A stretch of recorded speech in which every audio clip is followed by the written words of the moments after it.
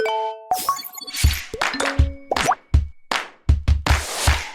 everyone, welcome to season 2 of Shake Sales. I'm your new host, Sujan. I'm one of the founders and CEO of Mailshake. And today we're speaking with Ryan about mental resilience in sales. Ryan, thanks so much for joining. And would you mind doing a quick introduction? Yeah, definitely. Thanks for having me, Sujan. I love talking about this topic and appreciate people making time for this. So my name is Ryan Johansen. I'm based in the Boston area, and I run a company called Ryan Johansen LLC. And what I do at that company is I provide training, workshops, and coaching for SaaS sales and CS teams to help their teams get more done in less time. And the reason I got into this whole venture is really not because I was a productivity expert at first. It actually came from a pretty tough experience. So as a first-time manager, I was running a CS team at a startup in Boston, and I had gone from a high-performing IC and basically moved into management. And then within about a year, I found myself in a hospital because of being burnt out and working too many hours. And I was a pretty miserable human being. And that was definitely a low point in life. It felt like that was kind of the end of the road. But the good part about that is it made me radically open-minded that what I was doing wasn't working. So I should probably look to find out. The question I was trying to solve is how can I get more done in less time? And also the important thing was like, how can I change the way I think about work? So I got out of that after 4 days and just started studying every book I could. I was taking courses, talking to people, and really chased that with the competitive drive that I really live by. And the cool thing about that is I started not only feeling better, but I was able to handle more pressure at work. I was able to focus more, get more done, do a much better product. Then I had the bright idea of, hey, I wish someone had taught me this stuff before I went through that. So I decided to put this together. It started out small with doing things for my team, then my company, then for much larger groups, I've done giant webinars and I've had over 3,000 people join one of my training sessions in one way or another. So I'm psyched to be here and talk a little bit more about this topic. Yeah, absolutely. I feel like burnout's one of those like hidden causes of employee turnover, on sales going down. These days is a tough economy, but when you've got folks that are also burning out from that at the same time from a crazy growth economy, performance performance can wither very, very quickly. Jumping into the first question, what's your number one cause, or what's your take on the number one cause for a burnout for a sales rep?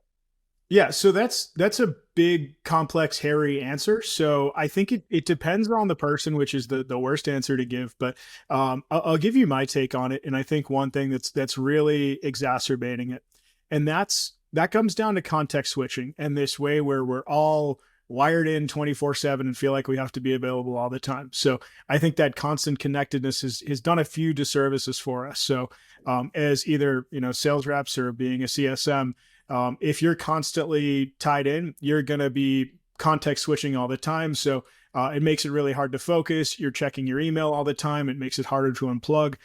So I think what that is really causing is it's making us, because we're so distracted and can't focus, it's taking us a lot longer to do things while also making us more miserable because we're tied into that. We can't unplug. So I think that's one of actually the bigger things that, I've found that really rewiring that whole process has made a massive difference in my life and for other people too.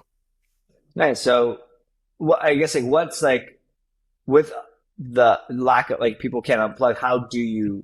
What do you?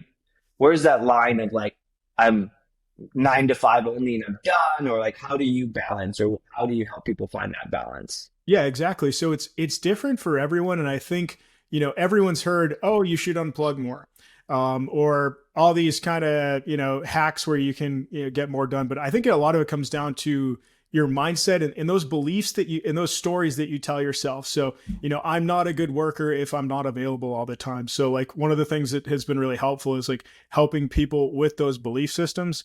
And I think one thing that's very impactful for other people is a very concrete exercise you can do is planning out your day and just saying, would I be very happy with this? And forcing yourself to be more rigid. So a simple thing that I've implemented and I recommend is having a shutdown routine. And what's really good about that is I write out at the last end of my day, the 3 things I want to do in the morning.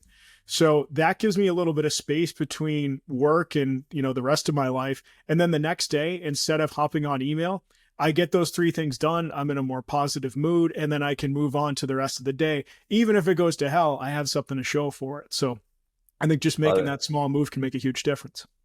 Love it. Love it. What are some other ways people can build mental resilience? Yeah, I think with mental resilience, like you might picture the, ice bath or the cold plunge, people running 10 miles in this, like, in your face, tough it out.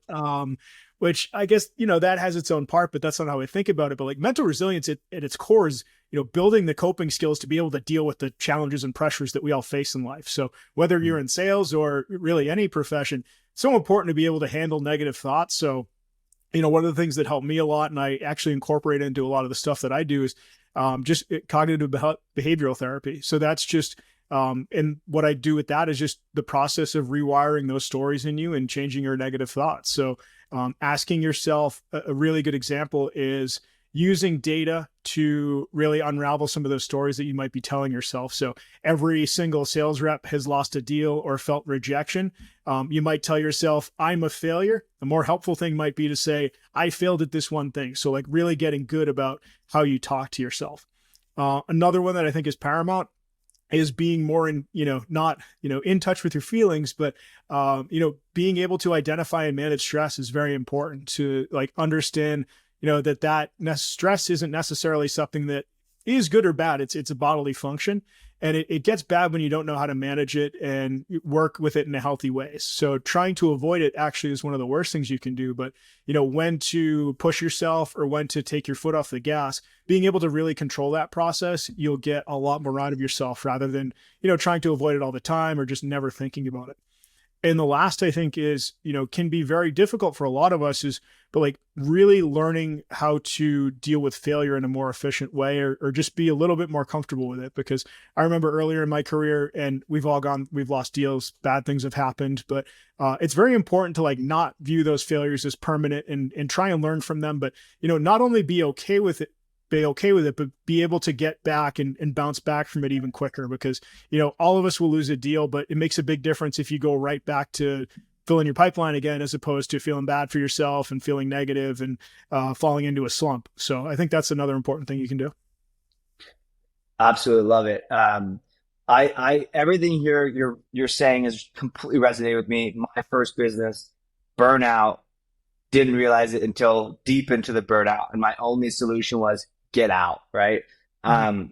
I know we kind of joked about ice baths and to running 10 miles, but from my experience, I feel like exercise and eating healthy as can dramatically affect your brain and really help, not necessarily avoid a burnout or mental resilience, but really make you feel good.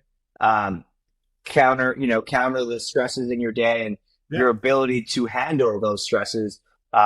If for me personally, like you're spot on, everyone's different. For me personally, it's like if I exercise first thing in the morning, even if I just go for a walk or get some time in nature, fresh air, I just come to work like happy. If I start my day with checking Slack Yeah. and then like, oh shit, so I gotta do this. The reality is like, I've got a team across the whole world.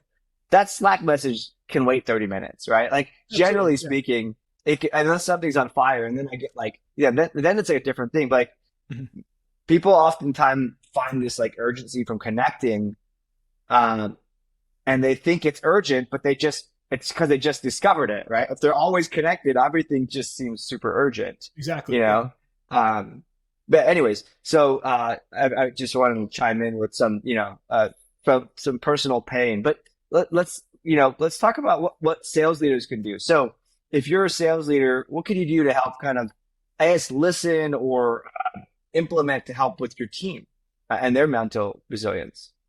Yeah, definitely. And I appreciate you calling out the exercise and healthy diet. It's very much an inside job, and you got to take care of yourself. That's another thing that, just like anything, it's preventative measures can go a really long way. And, that's a good way to kind of boost yourself and be able to handle that stuff. So that's, I'm glad that we called that out. That's a huge part of, what I believe in too. So I'm glad that we share the same opinion there. But as a sales leader, I think there's a good amount of things you can do. So, this is Mental Health Awareness Month, and 1 in 4 people deal with it in some way. Especially as guys, like, this is something where like I still get a little bit uncomfortable like having this conversation with people, even though I basically do it for a living. And like I think a thing to do is like if you want to keep a good pulse on like how your team's doing, especially the way the economy is today. Like I was reading a report from the vendor CEO Ryan New, where they're saying average contract values are down 20%. So sales reps now have to find even more, they have to close more logos. And that's going to put a ton of pressure on organizations, which means there's going to be a ton of more pressure on people. So I think it's trying to find that happy medium between like, obviously you want to get more out of your team, but you have to realize that you're not going to get more out of them unless you change how you're going about it. So I'd say a simple thing you can do is like, even if you're just having that conversation with your team, like, hey, how are you doing? And then if they just say, okay, I'm good, which is what they're going to say 99% of the time, is maybe ask like once or twice more. And you might have people really let you know how they're feeling. So, another thing I'd say is like making sure that like people have, maybe share with your own empathy. Like some people have stories that they've gone through before and how they've gotten through hard times. But like, I think as a sales leader, like trying to be empathetic and understanding of your team and make sure that you're like, we're asking a lot of our sales team, but like make sure that you're doing something to help them out and at least acknowledge that it's difficult instead of just, hey, business as usual, keep pushing, you'll get it. At least accept the reality and that we're all in it together and we'll get through it. I think that is a lot more powerful than just saying like, suck it up and work harder. Yeah, absolutely. I think that like I find the lens that you look at something from matters the most, right? Mm-hmm. So if you're coming at this saying, this is the number at the target, let's go get it, versus, and how to do that is you need to close more logos to get the same number, versus, hey, it's a tough time. In order for you to hit those numbers, you got to actually do 20% better than your best month. Yeah. So you're asking someone to be like, if they're a sprint runner, hey, run 20% faster, right? Yep. What do you do if you're a sprint runner and do that? You actually train, prep, rest, maybe ice baths, whatever, right? Yeah. If you just don't acknowledge that this is going to be hard, it's going to suck more, it's going to be painful. Maybe if that all works out, you can still do it. Versus just like, go do it. You can do this, right? Like, but I love the fact that you're like, in order to actually hear an answer when you ask, how are you doing? You actually have to be empathetic. You might have to share details yourself, right? A lot of folks, they hop into these. This is the typical thing I see in leadership in their one-on-ones. One, they miss them half the time. They get rescheduled, or they get pushed back.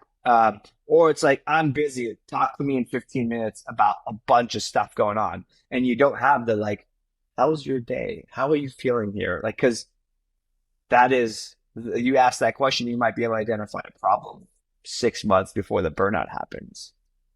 Yeah, exactly. It's so important to keep that pulse on people. Otherwise, it's an even bigger problem when your best people leave.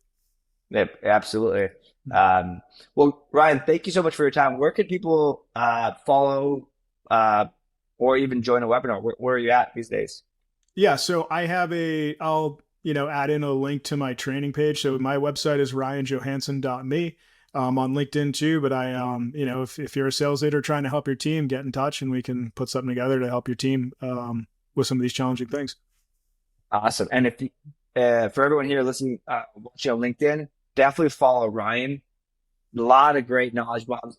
It's like every once in a while, like I've been following you for maybe a few months now, and you don't know what account. We've got like 10 accounts, but it's just a little nudge of like, oh, take care of yourself, or like, here's one small thing you can do, and these like little tiny nuggets that like added up can make a big difference. So Ryan, thank you so much, and we're really sales leaders, please implement this stuff.